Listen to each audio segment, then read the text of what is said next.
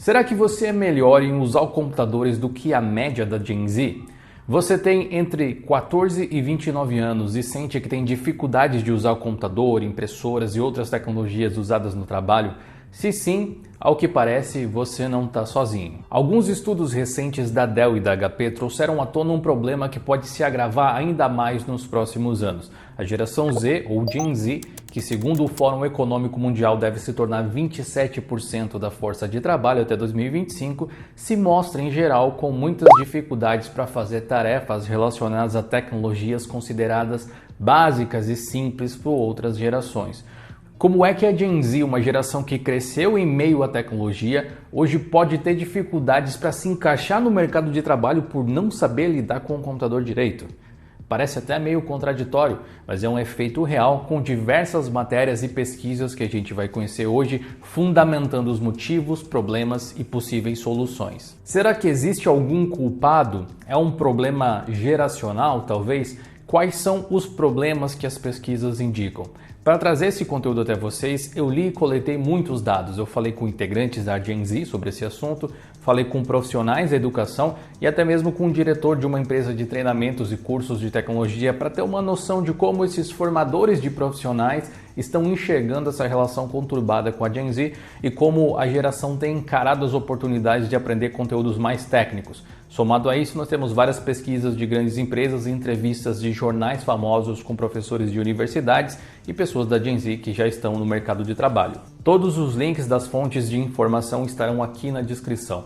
A questão é que, ao que parece, não são apenas as pessoas da Gen Z que têm esses problemas tecnológicos. Mas a gente discute isso e muito mais depois de uma mensagem do nosso apoiador. A Ugreen e o seu novíssimo carregador de 65 watts Nexode, que é o power brick mais fofo da face da Terra. Olha só, você tira o sapatinho dele para colocar ali na tomada e ele fica feliz em carregar os seus dispositivos. Esse aqui é um lançamento da Ugreen e além de ser fofinho assim e ter opções com cores diferentes, ele também é um carregador GaN que tem proteção contra aquecimento e serve para você carregar laptops, smartphones e todos os tipos de dispositivo com suporte a fast charging, além de ter dois USB-C e um USB-A. A telinha dele, onde aparecem as expressões do robozinho, também te dá informações sobre o carregamento dos dispositivos. Você pode saber mais sobre o carregador que a minha esposa quer para ela, no link aqui na descrição.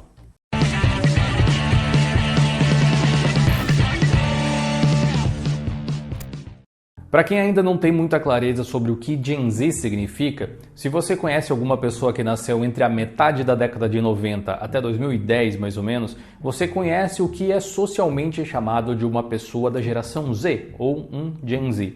Eu nasci um pouco antes disso, em 1992, o que significa que eu faço parte da geração Y, também chamada de Millennial.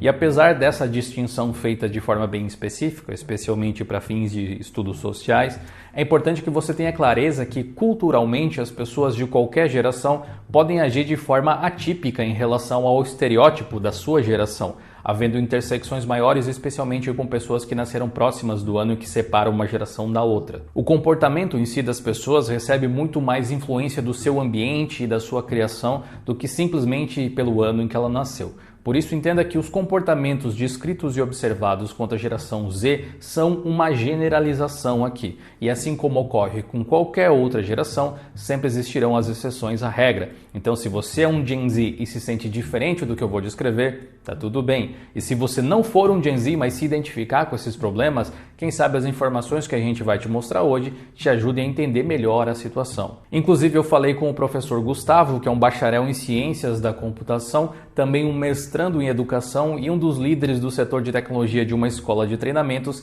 que tecnicamente ainda é um Gen Z. Tudo bem, claro, durante a faculdade e tendo contato com o bacharel em Ciência da Computação, a gente percebe que esse mercado ele atraiu por algumas promessas diversas pessoas que não necessariamente têm, apesar de não gostar da palavra vocação, vou utilizar ela por fins didáticos, não tem essa vocação para a tecnologia. Então é uma área que atrai muito curioso e gente que desiste muito fácil, então a evasão é muito grande. Então se percebe que realmente eu comecei numa turma com 40 alunos e a gente se formou em 2 alunos. Né?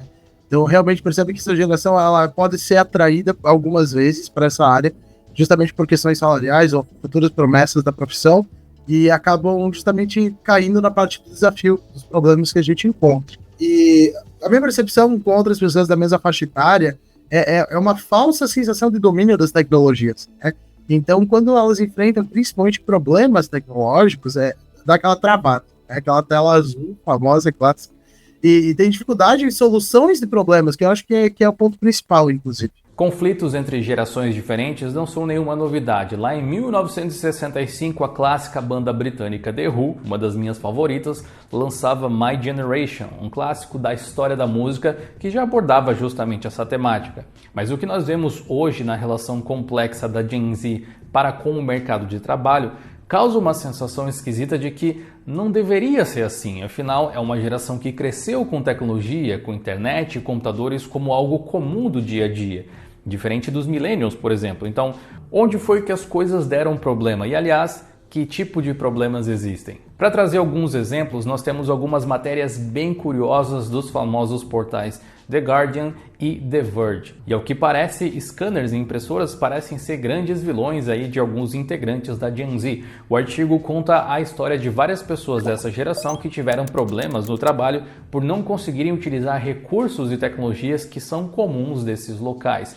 Garrett Ben Miller, que mora em Nova York, com 25 anos e trabalha com publicidade, comentou o seguinte: coisas como scanners e copiadoras são complicados. Primeira vez que ele tentou copiar alguma coisa no escritório, não deu lá muito certo, aparentemente. Ele menciona, continuava saindo da impressora com uma página em branco, levou algumas tentativas para eu perceber que eu tinha que colocar o papel de cabeça para baixo para que a máquina funcionasse. Outro caso que eles comentaram e que exemplifica que não é algo restrito a impressores e scanners foi quando o mesmo Ben Miller acabou tendo que ter o seu computador de trabalho substituído por conta de problemas técnicos. Segundo os relatos, toda manhã quando ele ligava o computador ele recebia um pop-up do Dropbox, aquele serviço de armazenamento em nuvem, um pop-up que ele sempre aceitava sem ler. Depois de alguns meses, o computador dele começou a ficar mais lento e acabou precisando ser substituído. Enquanto isso, o pessoal de TI identificou que o problema poderia ter sido facilmente evitado.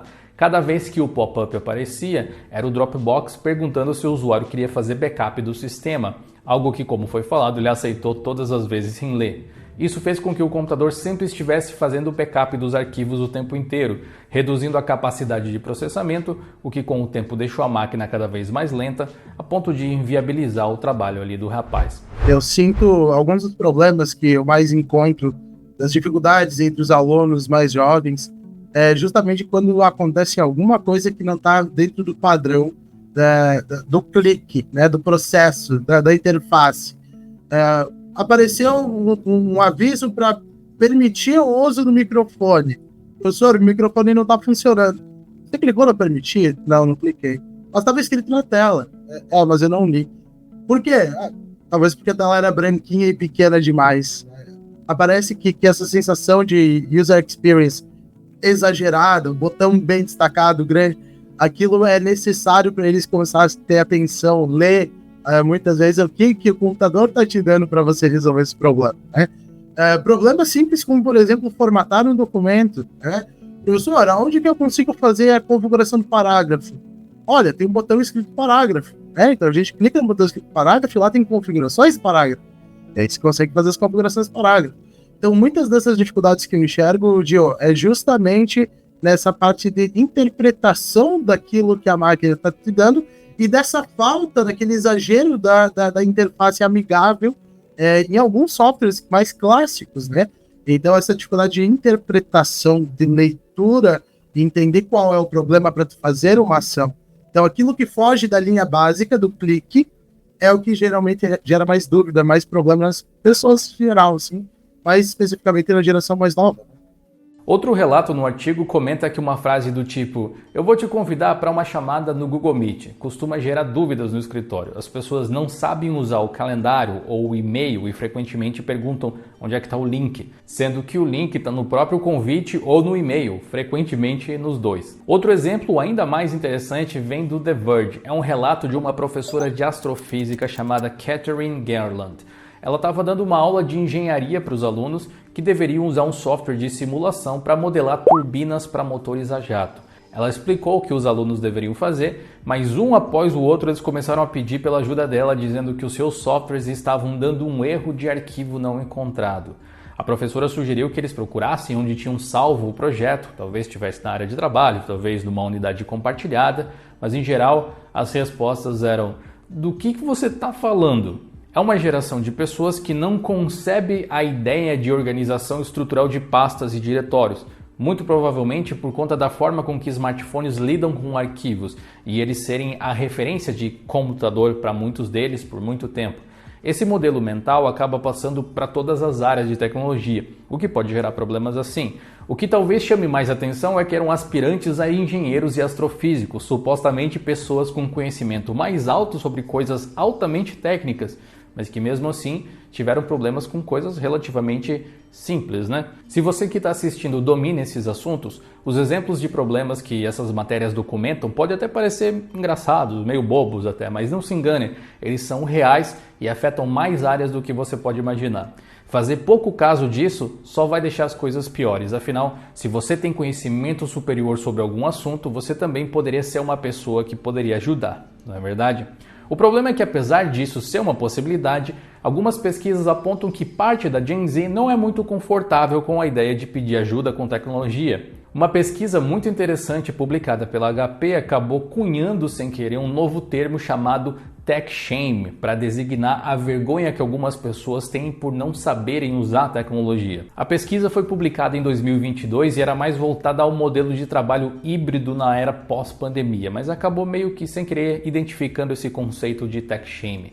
Coisas como problemas com Wi-Fi, configurações erradas no áudio numa chamada ou problemas com a câmera acabam gerando uma sensação grande de desconforto em parte da Gen Z. E envergonhadas por não saberem lidar com isso, essas pessoas não pedem ajuda. Na matéria do The Guardian sobre impressoras, tem um trecho onde a Elizabeth, uma engenheira de 23 anos de Los Angeles, comenta que evita impressoras a todo custo. Ela diz: eu sinto que eu não fui ensinada a usar algumas coisas que as pessoas consideram conhecimento básico, e eu sou muito introvertida para perguntar. A Elizabeth está muito longe de ser a única a se sentir assim. Segundo uma pesquisa do The La Salle Network, acho que se fala assim, que também foi corroborada por uma outra pesquisa feita pela Dell, o problema não é nada incomum, infelizmente. Foram 15 mil pessoas da Gen Z entrevistadas, especificamente pessoas entre 18 e 26 anos, ou seja, parte desse público é justamente a galera que está se formando em seus primeiros anos ali no mercado de trabalho, muitas vezes. 44% dos pesquisados disse que a escola apenas ensinou o mínimo do mínimo das habilidades com computadores. 37% dos pesquisados não sente que as escolas para crianças ali abaixo de 16 anos estão preparando eles de forma adequada em relação à tecnologia para que eles possam seguir as suas carreiras. E 40% dessas pessoas considera aprender novas digital skills como essenciais para opções das suas carreiras. E esse é um percentual interessante porque dá para perceber que algumas dessas pessoas têm consciência das limitações que têm, de que precisam buscar mais informações, ou pelo menos elas acabaram sendo expostas às limitações que elas têm no mercado de trabalho quando tentaram entrar e perceberam que não estavam preparadas. O lado bom é que perceber essas limitações é algo que pelo menos pode ser utilizado como um primeiro passo para cobrir esse eventual gap de conhecimento. Os alunos que entram em cursos hoje em dia, profissionalizantes ou até mesmo em cursos superiores, eles têm essa sensação de saber e de dominar pelo fato de utilizarem um celular como rede social, como uma fonte de jogos, outros tipos de streaming de música, e aí vai, né? Porém, a barreira ela é quebrada a partir do primeiro desafio que é imposto dentro do curso, né?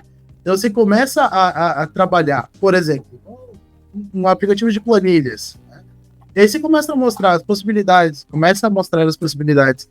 com fórmulas, com operações diferentes, onde você vai utilizar, inclusive, conceitos avançados da própria matemática, conceitos avançados da interdisciplinaridade, nesse caso. E aí eles começam a ter essa virada de chave de putz, eu acho que eu não sei, eu acho que eu sabia, né?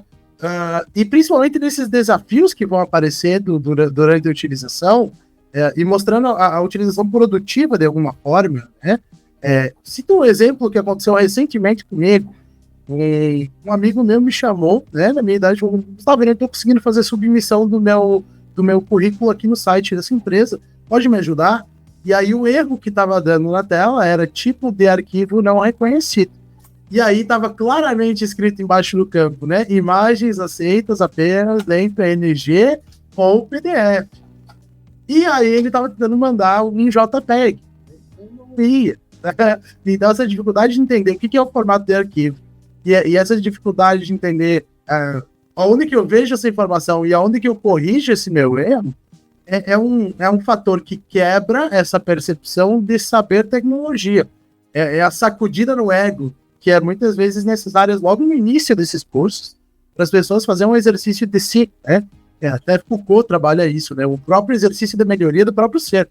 Né? Então, é o exercício de primeiro se jogar lá embaixo e falar, putz, eu não sei. É o reconhecimento, a humildade, falar, eu preciso aprender mais sobre isso, porque o que eu sei é algo limitado à rede social. É limitado a lidar com a Steam, o Discord, e, no máximo aí, fazer um servidor local para jogar com os amigos. Né? Mas olha só que curioso, é um amigo que joga frequentemente com a gente, que tá todo dia no Discord, dentro dos jogos, e tem essa curiosidade para quando você fala de entretenimento, aí se vira muito bem, né? Agora, para algo relativamente simples, novamente, simples entre aspas, né? Se quiser subjetivo, mas para alguma coisa que, para quem é da computação, vê como algo simples, de formato de um arquivo, se tornou um desafio e um bloqueio que ele precisa de ajuda externa. Mas isso levanta uma questão importante. Como foi que as pessoas deixaram de ter esses conhecimentos considerados básicos em informática, por exemplo? A resposta parece ser uma grande junção de fatores socioeconômicos e tecnológicos. E um mergulho na nossa história e cultura recente pode dar alguns indícios. A minha geração, os millennials, e olha que eu já faço parte ali do que está mais próximo do final dessa geração do que do começo dela, foi uma geração que viu muito da evolução da tecnologia acontecer diante dos próprios olhos, saindo, sei lá do vinil até o streaming, passando por fitas, CDs, DVDs, Blu-rays no processo.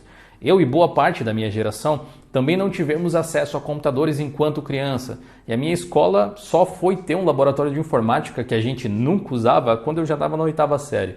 O primeiro computador que eu tive em casa só foi aparecer quando eu tinha 16 anos, e eu só fui ter acesso regular à internet com 18 ou 19.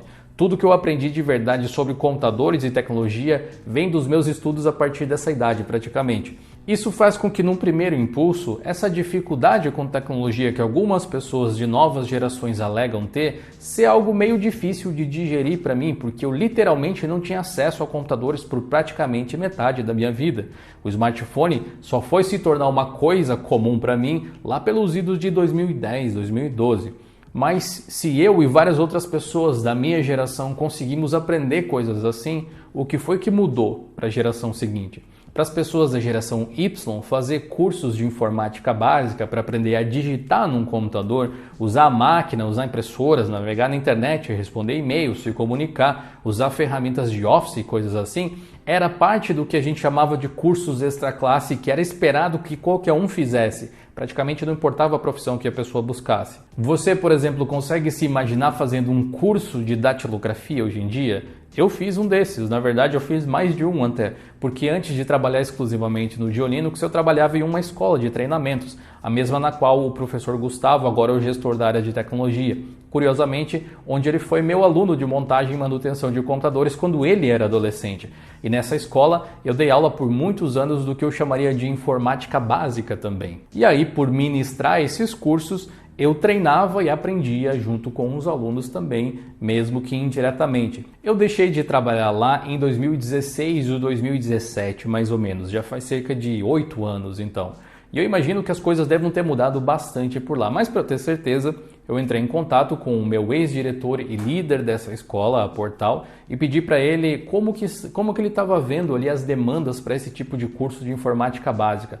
E parafraseando aqui o que ele comentou, as buscas por esse tipo de curso diminuíram muito desde a época que você dava aulas por aqui. Hoje em dia as pessoas confundem saber usar o celular com conhecimento em informática.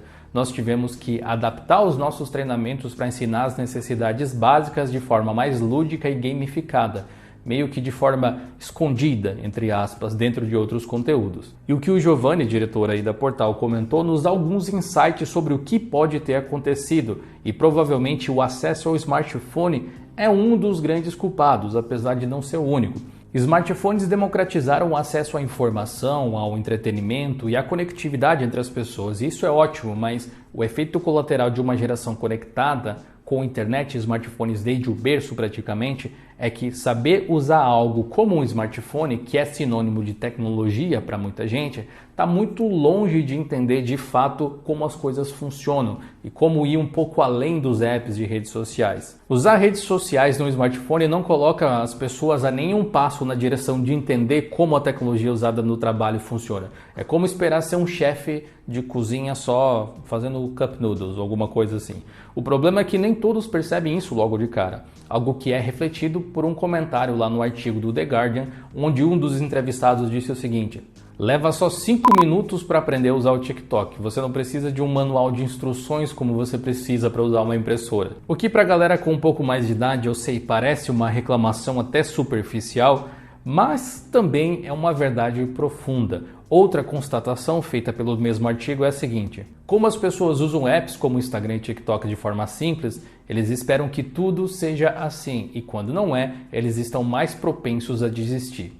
Sarah Dexter, que é uma professora de educação na Universidade da Virgínia, comenta que há um mito de que as crianças que cresceram ao meio à informação assimilam tudo de forma mais intuitiva, mas isso não é realista. Como eles poderiam saber como escanear alguma coisa, por exemplo, se eles nunca foram ensinados a isso? Uma questão muito justa do meu ponto de vista, especialmente porque as pessoas levam muito tempo para entender o poder que reside numa frase sincera como "eu não sei", especialmente quando é seguida de uma atitude que permita você aprender. Você não pode aprender o que você não admite que não sabe, não é verdade? Fato é também que a própria simplicidade do TikTok ou de outros apps do tipo é uma percepção fabricada pelo cérebro por conta da familiaridade. Se você usa algo por muito tempo, ele vai se parecer fácil, mesmo quando não é necessariamente. Sem falar que facilidade e básico são conceitos relativos ao seu conhecimento prévio. Ensinar crianças tecnologia hoje em dia conta com um desafio que realmente essa geração mais nova ainda, alta, como se mencionou, aconteceu alguma coisa que para o cunho educativo é bem preocupante. Aparentemente o uso de rede social, um YouTube, um TikTok, um Reels do Instagram, virou o papel de babá, muitas vezes em casa. Ou seja, em vez de ficar com a criança, fazer alguma outra atividade, no qual não geraria esse preconceito tecnológico que tu mencionou, se entrega aquele celular na mão da criança e aí se deixa por horas e horas diretamente utilizando aquilo. E aquilo vai gerar na criança esse senso de dominância sobre aquele aparelho. E aí gera um outro problema também, que é uma discussão de outro momento, que é a inversão do papel do educador e do educando dentro de casa. E quando o pai precisa de ajuda, quando a mãe precisa de ajuda do filho para resolver algum problema, existe uma inversão e isso gera um senso de dominância na criança. E quando ela chega, hoje em dia, em cursos, ela chega com um conceito bem mais forte de que ela não precisaria estar ali, que ela já entende sobre computação.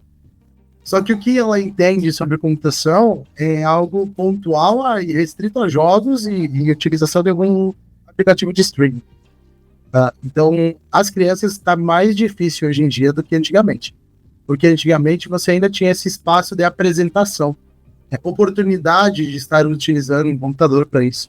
Agora elas conseguem fazer isso em casa, por meios muito mais, às vezes, divertidos. E aí vem uma parte da resposta da pergunta, é a utilização dos métodos, né? A gente trabalha metodologias ativas, gamificação, é aquela ideia de entrar no mundo que elas já estão inseridas e a gente conseguir inserir os nossos interesses lá dentro. E agora eu vou puxar aqui um livro bem pesado. Essa daqui é uma das maiores obras contemporâneas relacionadas à psicologia e comportamento. Daniel Kahneman é uma das mentes mais influentes do século no campo da psicologia e Rápido e Devagar é mencionado em vários e vários livros e papers sobre o estudo de comportamento humano. A gente não precisa se aprofundar no livro aqui, mas raspando a ponta do iceberg, a gente já tem um indício do que pode ter acontecido com a Gen Z. Basicamente, o nosso cérebro tem duas formas de pensar, uma rápida e outra um pouco mais lenta, cada uma com uma utilidade. A forma rápida está geralmente relacionada a coisas em que nós não pensamos muito para fazer. São coisas que a gente tem como intuitivas, que não requerem muita reflexão e deliberação. A forma lenta é o contrário disso. Quando a gente gasta muito tempo pensando no que fazer, no que dizer, como executar alguma coisa. Em resumo, um sistema pensa rápido, é intuitivo, é emocional, opera automaticamente com base em heurística e preconceitos que a gente tem. O outro é lento, deliberativo e racional, requer atenção e esforço consciente para analisar as informações e tomar decisões. Esse tipo de coisa afeta a forma com que nós nos desenvolvemos o tempo inteiro. Tem um outro livro interessante aqui de economia comportamental chamado Misbehaving, escrito por Richard H. Thaler, que tem uma afirmação e um exemplo bem interessante. Quando nós nos adaptamos ao ambiente, nós tendemos a ignorá-lo. E o exemplo lúdico que o livro comenta é o seguinte: se você estiver numa sala com ar-condicionado a, digamos, temperatura ambiente, ao sair da sala e passear por um corredor ou entrar em uma outra sala, você só vai perceber a diferença na climatização se esse novo ambiente estiver mais quente ou mais frio que o anterior. Se ele estiver na mesma temperatura do ar-condicionado, dificilmente o seu cérebro vai pensar: nossa, está na mesma temperatura que a outra sala. Apps de smartphone, de forma quase que invariável, funcionam da mesma forma. Eles têm uma lógica semelhante de funcionamento e eles escondem boa parte da complexidade da tecnologia contida neles. Como exemplificado pelo caso de usuários que cresceram com o smartphone e não estarem acostumados a criar e organizar arquivos em pastas. Como no smartphone você não costuma organizar suas fotos e os seus arquivos, o próprio conceito de organizar arquivos perde o sentido, o que pode soar até absurdo para quem tem skills com o computador ou simplesmente tem um pouco mais de idade. A ironia é que a forma com que computadores funcionam em relação a isso nasceu justamente para imitar a forma com que as pessoas já organizavam as coisas fisicamente há várias décadas, em arquivos e em pastas dentro desses arquivos, nos móveis do escritório. A própria ideia de desktop, não sei se você já pensou nisso, significa sua mesa de trabalho. A lixeira do PC representa o cesto de lixo do escritório. E tem várias outras coisas que você vai reconhecer, o seu bloco de notas, a sua calculadora, o seu calendário e assim por diante. São todas coisas que você encontraria em cima de uma mesa, talvez, de escritório, com facilidade da metade da década de 80. 40 anos depois, boa parte das pessoas perdeu esses conceitos físicos ou nunca sequer aprendeu eles. O que tem em cima da mesa é um computador, por vezes um laptop, que nada mais é do que uma abstração de todas essas coisas em um único produto. Como apps de smartphone, especialmente os de redes sociais e vídeos, não costumam estimular muito a cognição dos seus usuários, já que o algoritmo deles faz com que muita gente acabe se tornando um zumbi scrollador de conteúdo em busca de dopamina, algumas pessoas começaram a perder o hábito de ler as coisas que aparecem na sua frente e entender o que está acontecendo em suas telas, acreditando que qualquer coisa realmente importante vai ser óbvia o suficiente quando for necessário. O problema é que não só importância é algo relativo, como ser óbvio também é algo subjetivo, como saber criar uma reunião ali via Google Meet. O seu simples é o complexo de alguém e vice-versa. O problema é que eu sinto mais dificuldade em sala de aula hoje em dia são os problemas que eles não têm uma interface amigável para você descobrir qual é a causa do problema e resolver aqui. O exemplo que aconteceu comigo no dia de ontem. Ontem eu estava dando aula, um aluno chegou na sala e ele tentou ligar o computador e não conseguiu. E eu vi que o computador estava fora da tomada. E aí eu pensei, olha só que oportunidade pedagógica que nós temos nesse momento, né? Eu vou deixar ele. Uma hora ele vai descobrir. Se passar um tempo, ele tentou apertar todos os botões, tentou ligar e desligar o monitor, tentou ligar e desligar o gabinete. E até ele dar a volta na mesa e olhar para os cabos e ver que estava fora da tomada, e aí aconteceu uma quebra de expectativa muito cômica, né? Aquela cena do aluno segurando o cabo de energia na mão e me olhando com uma cara, assim, de cão arrependido, né? E eu... Pois é, né? Olha só, quem diria, não é mesmo? Quem diria? Outros problemas que acontecem também nesse sentido são problemas que a interface não vai te dar a resposta, né? Que o que aparece na tua tela é a mensagem de erro, né? O erro clássico, por exemplo, da falta de uma DLL, né? Aparece lá o código da DLL e está faltando. Está faltando aonde, né? Onde é que eu vou colocar isso? O que é uma DLL? Tem que baixar da internet de DLL? Tem que olhar lá no sistema se ele não bloqueou essa DLL por algum motivo? Tem que... Onde é que eu vou, né? Então, esses problemas mais comuns que acontecem são justamente esses que dependem de algum esforço do aluno ou da pessoa que está utilizando tecnologia para descobrir qual é a causa para procurar a solução depois, com certeza. Essa forma de usar a tecnologia sem refletir muito sobre o que está se fazendo virou uma segunda natureza para muitos. Mas essa é uma alienação natural, digamos assim. É algo que já vem embarcado no sistema operacional do ser humano. Se você é um motorista minimamente experiente, provavelmente você já não pensa mais nas ações que o seu corpo está fazendo ao dirigir, algo que talvez você pensasse de forma mais ativa quando estava aprendendo. Isso é muito semelhante ao que ocorre com a Gen Z, que tem essa sensação de lugar familiar com a tecnologia. Com o tempo, tarefas cotidianas passaram da nossa mente lenta para nossa mente rápida, conforme nós aprendemos e nos familiarizamos com as situações, como o livro aqui do Kahneman brilhantemente descreve. Tudo isso para poupar processamento mental, um traço evolutivo, mas que na sociedade atual nem sempre nos coloca no melhor caminho a se seguir e frequentemente nos leva a escolhas não tão boas assim também. O nosso uso de tecnologia segue basicamente o mesmo caminho e pessoas mais jovens que cresceram em meio à tecnologia se desenvolveram num meio onde pensar devagar sobre o que está acontecendo na telinha do smartphone nesse caso, nunca foi uma questão que pareceu tão importante. Eu sempre vou lembrar de uma vez que eu levei o meu notebook até a casa do meu já falecido avô e eu tentei mostrar para ele algumas coisas, mas ele se negava a sentar em frente ao computador com medo de quebrar ele. Se nós formos pensar na Gen Z e a relação de algumas dessas pessoas com tecnologia, nós podemos identificar um ciclo vicioso onde as pessoas deixam de estudar por crescerem num ambiente onde a sensação de estar integrado com a tecnologia já existe e por ter essa sensação que só parece contestada no mercado de trabalho depois de muitos anos de vida, as pessoas deixam de querer estudar o que é para muitos considerado básico dentro de um escritório. Ao falar com o diretor lá da escola na qual eu trabalhava há alguns anos, ele também me contou sobre como alguns dos jovens hoje em dia que entraram nesses cursos demonstraram muito pouco espírito de liderança, algo que era mais comum de ver antigamente, pelo visto. Muitos até evitando esse tipo de compromisso para não ficarem de alguma forma expostos. Eu sempre lembro daquele ditado: tempos difíceis geram pessoas fortes geram tempos fáceis geram pessoas fracas geram tempos difíceis. Uma matéria da Work Life traz pra gente alguns insights também sobre isso. Mila, que é CEO de uma empresa de e-learning, reafirma a ideia que nós já vimos de que crescer no entorno de tecnologia e entender de tecnologia são coisas diferentes. Ela até comenta que, infelizmente, jogar Minecraft ou ver vídeos no TikTok não preenche os requisitos para se trabalhar com tecnologia. E quando se trata de pedir ajuda, gerações mais novas aparentam ser mais retraídas, digamos assim.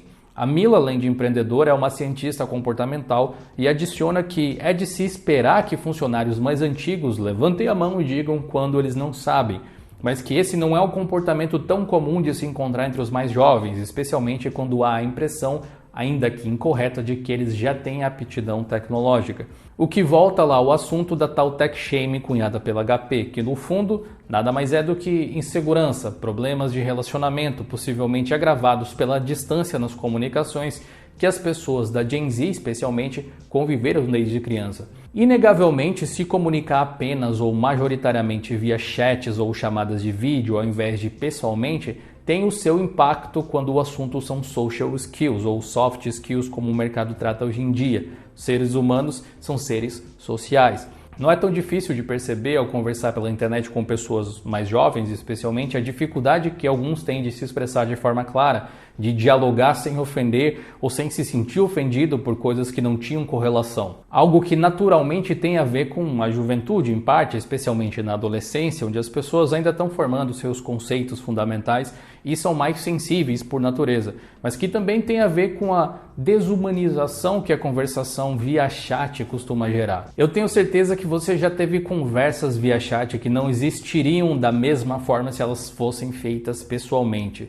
E se você é um pouco mais velho, saiba que você não é o único que fica frustrado com essas coisas. Como eu disse, o ser humano é um ser social, mas nunca antes a gente teve que lidar com tantas pessoas e solicitações simultaneamente. O nosso hardware e o nosso software não receberam grandes upgrades em todo esse tempo, mas as nossas experiências sociais estão rodando em overclock aí nos últimos anos. Somado a isso, muitas pessoas da Gen Z tiveram o azar de entrar no mercado de trabalho na época da pandemia, já parou para pensar nisso? E sem ter tido qualquer outro tipo de experiência. Eles começaram a trabalhar remotamente, sem a companhia dos seus pares, de colegas mais experientes e gestores, o que certamente dificulta um pouco o aprendizado e até o desenvolvimento de skills sociais. Apesar das diferenças geracionais, isso é um problema para a sociedade como um todo, afinal a geração alfa deve chegar ao mercado em breve também, e temos aqui uma chance de tentar corrigir esses erros que acabaram recaindo sobre a geração Z. Para variar, exercícios de empatia são bem-vindos. Peter Plevchan, professor associado de Física e Astronomia na George Mason University, comenta que, apesar desse padrão de dificuldade ser facilmente reconhecido hoje em dia, ele sente que ele mesmo teve o mesmo tipo de problema com os seus professores, ou seja, uma geração anterior tendo problema com a geração anterior a dele. Ele até comenta que quando ele era aluno, ele deve ter certeza que tinha algum professor que poderia dizer algo como: "Eu não consigo entender como essa pessoa não sabe soldar um chip numa placa-mãe." Muito comum hoje em dia, a gente acha esquisito alguém não saber criar uma chamada de vídeo para uma reunião ou enviar um anexo por e-mail ou alguma coisa assim. Outro exercício de empatia interessante é que eu vi em um artigo de uma empresa de RH em particular que tentava combater esses atritos que gerações diferentes podem ter, mesmo que naturalmente, é sentar suas pessoas juntas em uma roda de conversa e pedir para que elas contem quais foram os feitos tecnológicos mais interessantes que elas lembram de ter presenciado durante as suas vidas. É um exercício que ajuda a dar uma certa perspectiva sobre cada uma das pessoas e das suas experiências, do caminho que cada um trilhou, tornou mais simples também abrir porta para colaboração. Na minha opinião, a solução para todo esse problema que a gente vem discutindo agora seria, claro, é um pouco egoísta falar que eu vou ter a solução definitiva para isso, né? De repente, alguns apontamentos que podem ajudar. A inclusão da própria informática na educação básica, na educação regular, ela foi feita de um modelo onde o laboratório de informática funcionava como uma visita, como uma aula especial. Ela não faz parte integralmente do currículo das crianças na escola. E isso gera aquela sensação de que eles não estão tendo aula, eles estão tendo algo diferente, eles estão lá para se divertir, quando toda aula deveria ser uma aula nesse sentido, né? A busca pelo conhecimento de forma que seja fácil de digestão por parte dos alunos. Então, uma coisa que ajudaria muito é realmente integrar a computação como forma integral do currículo escolar, e não como apenas um laboratório que a gente vá uma vez, 2 vezes no ano, se a gente se comportou em sala de aula. É como um presente para tudo. E como que você vai esperar e cobrar alguma coisa desses alunos depois, sendo que a vivência deles, o tempo de experiência e uso com essas tecnologias de forma produtiva e não somente de fins de entretenimento foi mínima? Então, apenas algumas horas, alguns minutos durante o ano. Né? Então, a integração curricular da informática como uma aliada da produção do conhecimento que se busca em escolas, que se busca depois em universidades também, ela é essencial. E por isso a matéria no qual agora, inclusive, meu estágio do ensino superior vai ser, eu vou estagiar em pedagogia, com algumas licenciaturas, História, Biologia e Letras, e a matéria que eu vou dar é Cultura Digital. E na cultura digital a gente vai mostrar formas de integrar a computação ao conteúdo que eles estão passando para os alunos e realmente fazer aquilo fazer parte integral do currículo pelo qual eles vão passar. Então essa acredito que seria uma boa, pelo menos, tentativa, né? E autores mais recentes também falam sobre isso. Antônio Novo, de Portugal, fala sobre esse problema da computação em educação, ou de educar as pessoas com o uso positivo das tecnologias, como uma falha. A gente foi falho em introduzir computação no ensino básico. A gente falhou. E por isso que existem pesquisadores, assim como eu e como o meu grupo de pesquisas, buscando alternativas que realmente a gente consiga fazer de uma forma significativa, ativa, protagonista, onde haja participação, diversão ao mesmo tempo, integração, comunidade, compartilhamento das descobertas, um senso de comunidade escolar, né? E claro, a luta está aí e estamos aí dia após dia lendo e escrevendo sobre isso. Eu gostaria que vocês deixassem aqui nos comentários quais foram as tecnologias que vocês se lembram de ter presenciado e que marcaram suas vidas de alguma forma. Eu acho que vai ser um exercício legal para a gente fazer.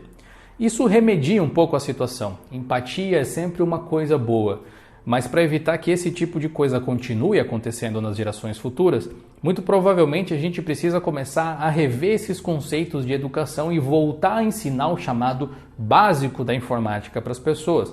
Ao mesmo tempo, esse tipo de curso de informática que eu ministrava lá antigamente, com toda certeza, não tem mais um fit adequado para as gerações mais recentes, que demandam muito mais em interatividade e dinamismo. A nossa forma de ensinar precisa evoluir junto com as gerações, ao mesmo tempo que em algumas coisas talvez fosse bom até a gente pisar no freio. O problema é que as gerações anteriores serão sempre as gerações que ensinarão as mais novas, e em alguns anos vai ser a Gen Z que vai ter esse fardo primariamente. A Gen Z vai ser considerada a geração cringe, ou qualquer que seja a palavra que os ainda mais novos hoje em dia vão usar no futuro. O problema é que, como vimos, generalizando, boa parte da Gen Z mal está adaptada para se adequar ao mercado de trabalho atualmente, o que dirá ensinar as novas pessoas a usar a tecnologia. Mas se parar para pensar, você como um Gen Z, do lado bom pelo menos, é que para se destacar ao meio de outros Gen Zers, aparentemente você só precisa aprender o básico, seja lá o que isso signifique. E como o otimismo é gratuito, eu diria para você usar isso como motivação. É sempre interessante ver as coisas com perspectiva, né? Quem já era adulto quando os computadores domésticos se tornaram uma coisa lá nos anos 80, acha que parte da geração X e a geração Y é que teve tudo na mão, onde já se viu computadores que não requerem conhecimento em programação e eletrônica para serem utilizados, né? E apesar da abstração técnica em relação a computadores serem algo bom, afinal mais gente consegue utilizar desse jeito, não podemos esquecer os fundamentos das coisas, afinal, se você não souber como um carro funciona, você nunca vai conseguir criar modelos melhores no futuro. A sociedade e as mudanças de gerações são uma cadeia complexa de acontecimentos e a gente talvez possa gastar menos tempo implicando uns com os outros, procurando culpados e reconhecer os problemas que nós temos juntos para resolvê-los como humanos, simplesmente. Apesar desse vídeo ou documentário ter focado um pouco mais na Gen Z, as dificuldades com tecnologia infelizmente não têm um limitador etário. Problemas para lidar com computadores estão presentes em pessoas de todas as gerações, sem exceção. O que surpreende no caso da Gen Z é que isso supostamente não deveria ter acontecido pelo contexto social no qual as pessoas se desenvolveram. Mas como aponta uma pesquisa da Nielsen Norman Group, 95% das pessoas não sabem usar um computador direito. Deixar os computadores fáceis demais reduz o conhecimento técnico, aparentemente, mas deixar eles complexos demais diminui a acessibilidade. Você pode entender mais sobre a dificuldade de encontrar esse equilíbrio nesse vídeo aqui do lado. E a gente se vê na próxima. Valeu e falou!